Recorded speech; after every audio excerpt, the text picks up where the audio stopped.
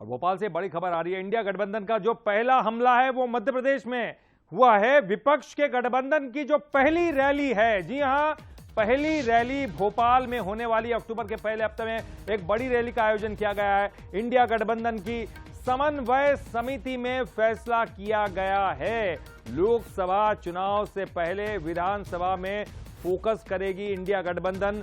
बढ़ती महंगाई और बेरोजगारी के मुद्दे पर यह रैली रखी गई है। तो इंडिया गठबंधन में जो दल शामिल है उनको जिताने के लिए इंडिया गठबंधन में शामिल 28 दल भरपूर प्रयत्न करने वाले हैं। तो अक्टूबर के पहले हफ्ते में एक बड़ी रैली का आयोजन मध्य प्रदेश में रखा गया है। तो मध्य प्रदेश जो है सबसे पहला जो है हमले का स्थल इंडिया गठबंधन की तरफ से रखा गया है। इंडिया गठबंधन की समन्वय समिति में यह फैसला लिया गया है।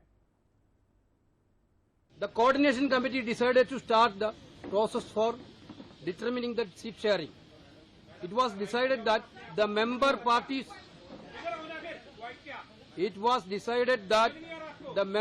parties will hold the talks and decide at the earliest.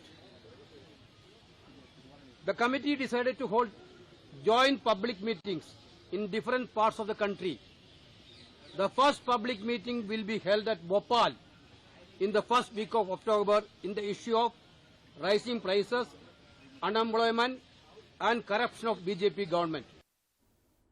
तो आपको बताने की कोशिश कर रहे हैं इंडिया गठबंधन क्या है। देखिए, भोपाल में रैली के सियासी मायने। एमपी में नवंबर में चुनाव। एमपी बीजेपी की सबसे जो है मजबूत स्थिति बीजेपी की मानी जाती गढ़ है। देश के दिल से देश को संदेश देने की कोशिश के रूप में भी इसे देखा जाएगा। रैली के जरिए एक नैरेटिव सेट करने की कोशिश के रूप में इसे देखा जा रहा है। भोपाल से चुनावी हिंदी भाषी राज्यों को एक प्रकार से संदेश मिलेगा। मध्य प्रदेश में नवंबर में विधानसभा चुनाव होने हैं। ऐसे में ये एक बड़ा संदेश देने की कोशिश यहां पर की जाएगी। और सूरज शर्मा इस वक्त हमारे साथ जुड़ चुके हैं, हमारे सहयोगी। सीधे हम उनका रुख कर रहे हैं। सूरज, किस तरह के सियासी मायनों को आप देख रहे हैं, क्योंकि नवंबर में चुनाव है और 28 जो दल हैं वो पूरी तरह से कोशिश करेंगे कि उनके दल को जो है टिकट मिले, उनके दल को जो है वोटर्स का सपोर्ट मिले। क्या कुछ देखते हैं, किस तरह के सियासी मायने देख रहे हैं आप?